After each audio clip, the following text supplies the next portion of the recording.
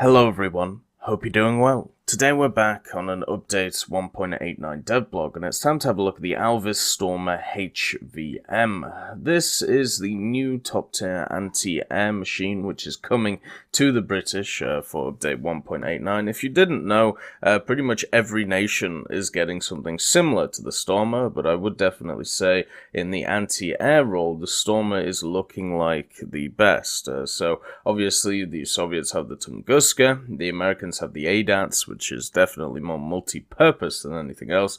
Then you have the Germans, which have the Florac KPZ, which wasn't on the dev server, but it was in the files. The French getting the Roland 1, then of course the British getting this. The Italians, well, they've got the automatic, so they're okay. And then the unfortunate ones, the Japanese, didn't have a machine like this, so they are the odd one out right now. But before we get started properly into the Stormer Devblog, I do want to mention that we do have a new design on the shirt store, and if you want to pick it up, there is a link in the description of this video. You can see it's called a Primal Fury. It is based on the M4A3 Sherman, and you can see the wonderful design that has been created here by the team at over at the Tech Hub. You can get it on mugs, you can get it on stickers, you can get it on shirts, you can get it on other stuff such as tank tops. We've made sure that as a store, we have the cheapest products in the community, just so we can pretty much just give you guys as much opportunity to be able to buy these as possible if you want to buy them. This design is absolutely insane. I think it's a wonderful addition to the store itself, and the designs just keep getting better and better. So if you want to see any of the designs for yourself, there is a link at the top of the description which looks at all of them, and we have just so many wonderful ones here, all going back to the first initial one, the Operation Summer t-shirt. So yeah, pick up the new design if you want to, and remember that the prices that we have are incredibly cheap compared to every other competitor. That's what we pride ourselves on, the best designs and also the cheapest going forward. Anyway, so let's talk about the Stormer. In the 1980s, if you look at the history section, the British decided that we actually needed something on the ground which was mobile to deal with supersonic jets and also mainly combat helicopters, you know, strike helicopters as they were known. And therefore, they looked at a few different chassis. They looked at the Scorpion one, and then of course the Striker chassis came along, and they decided to take that Striker chassis, which you may know in game, which is the one which is able to the swing fire and the Striker, you know, with the ATGM launchers. It's fast, it's nimble, it has pretty much no armor on it, but it does its job pretty well, you know, as a platform to be able to launch ATGMs. Well, they took that chassis, they took the engine and the armor, didn't really change a lot, and added obviously the HVM system which you see in front of you, which is powered by, of course, some very, very powerful missiles. These missiles being unique in the game as their own little thing, and the way that they work is incredibly interesting. So I'm just going to read this here so you can understand. After detaching from, so I'll actually read from up here. So the behavior of the vehicle is equal to the already existing Striker. Same good dynamics, same light armor. But this time, your target will be helicopters and jets, especially as the Stormer has a launcher boasting 8 guided missiles, which will use a laser-targeted system. The warhead of these missiles being 3 dart kinetic impactors. Each of them carry a small amount of explosive mass, which ensure guaranteed target destruction after penetration.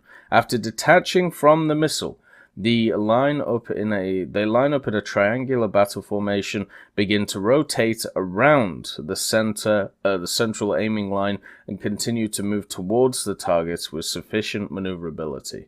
Target destruction happens by the detonating of the small fragmentation part of the dart inside the target after penetration of the hull, and protection elements that ensure the maximum impact. This is a complex missile, and the vehicle has 16 of them, 8 already in the launchers, and 8 in the vehicle's hull. Now, what is this missile it's talking about? Well, it's the Starstreak, of course, and yes, I did do a video on the Stormer on the dev server, so you can have a look at its characteristics there. Remember that the dev server is not final. It never will be final until it actually gets to the live, but these are the stats. The first thing that really jumps out is the 1,250 meters per second, which is the maximum speed on trajectory. I believe these missiles can actually go above Mach 3, which is just insane. There's also, as you can see, room for a 7.62mm machine gun, or at least in the modifications. This Stormer HVM does not have a 7.62mm machine gun, so you are left just with the Starstreak HVM. It also doesn't have massive, penetration, and HVM stands for High Velocity Missile, by the way.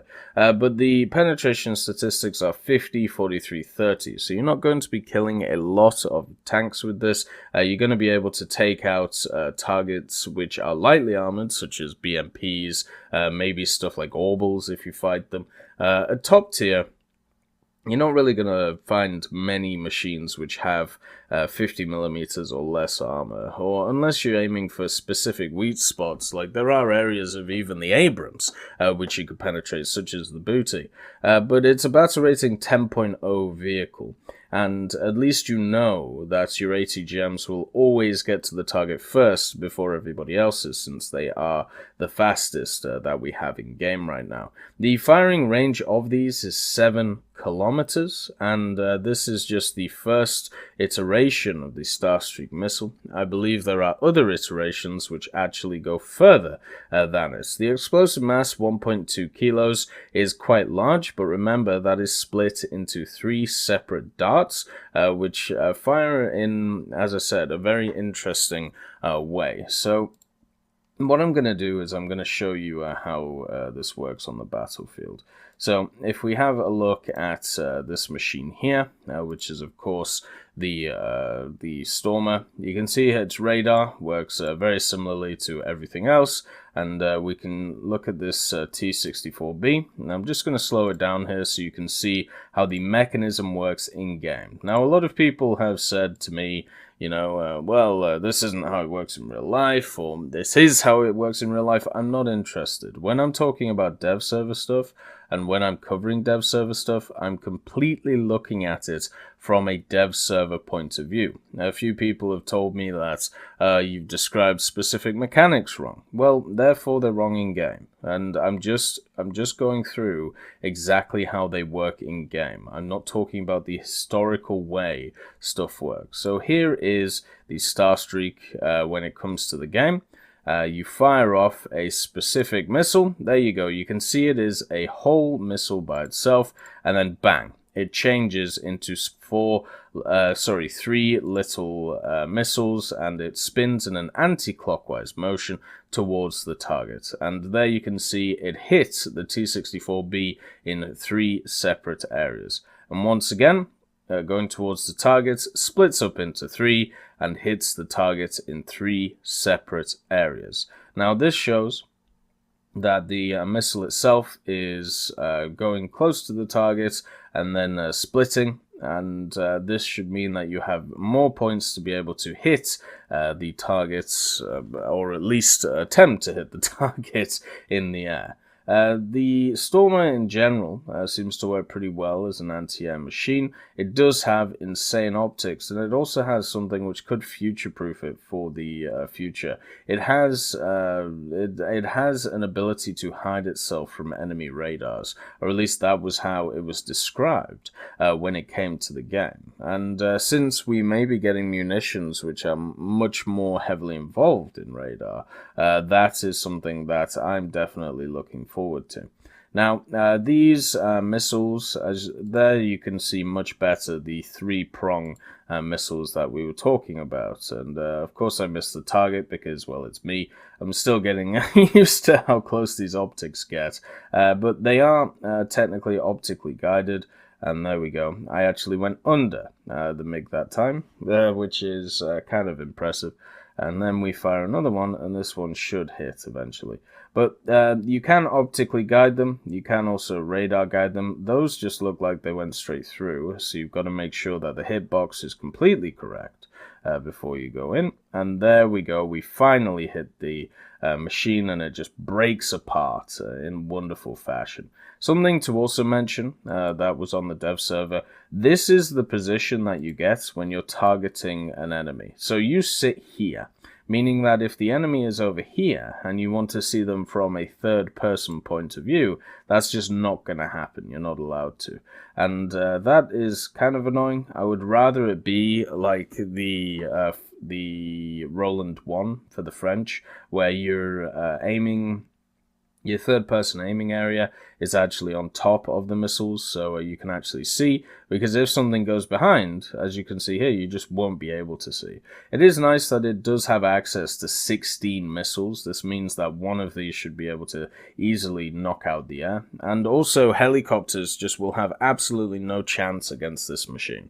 Like, the only way a helicopter has chances against this machine is if when the ATGM mechanics come into the game next update, which is along the lines of you can shoot them out the air, or you can either knock them off course, or whatever you're going to be able to do with them. I will test them on the second dev server. Is you will have to knock out 16 of these missiles and also be able to fire a missile at this thing at the same time. That's just not going to happen. These missiles, the Starstreak ones, are much faster than your ones. They are designed to kill you much harder than your ones are, and yeah, it's as simple as that. The only thing that I can say negative about the Stormer is that it is definitely a machine which is designed for one purpose. This is not a multi-role machine, so when you're committing yourself to using the Stormer, there is nothing else you can really do. You can see here also, targeting an enemy which is too close to you, it is kind of hard to see them because of how, how zoomed in your optics is, and you can't actually change that. But it is only designed to kill aircraft. It kills aircraft incredibly well, and it also kills helicopters incredibly well. But if you're looking for a system like the ADATs or like the Tunguska, which are going to be more multi-role, this isn't it. This is not going to be a machine that will be able to hold itself on the battlefield. This is going to be a, let's sit behind a rock, let's wait for the enemies to come, let's pop our missiles or ATGMs over the top, and deal with it in that way. This isn't going to be a machine where you're going to use it as an offensive weapon against the enemies on the ground. And it is definitely an interesting idea, right?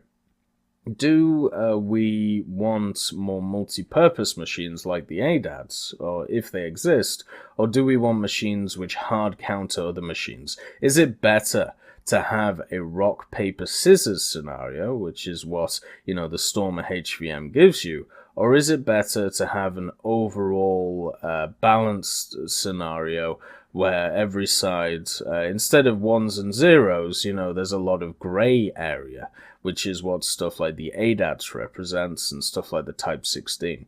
It's very interesting to wonder, and very interesting to see in the next updates. And I hope that machines like the Stormer get a lot of praise when it comes to the players. I think this is, as I said, one of the best, if not the best, AA machines in game, and I hope it gets a lot of play for that. I am a bit worried that with these new missile launchers at the top of each tree, the top tier CAS and the top tier helicopters will just kind of cease to exist because of the fact that it will be very hard getting to the battlefield. It already is incredibly hard getting to the battlefield, and now you've just made it 10 times harder. And also, there are many munitions from many aircraft which do outrange stuff like the Stormer. So it's time to start having a thought or having a think about machines that may be brought in to deal with this rock, paper, scissors style, just like this has been brought in to deal with stuff like helicopters and heavy CAS at top tier. Anyway, I hope you all have a wonderful day, and I'll see you next time. I'd just like to thank B. Young, Blackie, Daniel Stanton, John Ryman, Martinez, Matity, Moxie, Nito, Nick Graham, Alobralo, Sebastian Corona, Super Cacti, and Elove Goats and Seductive Trashcan for supporting the channel.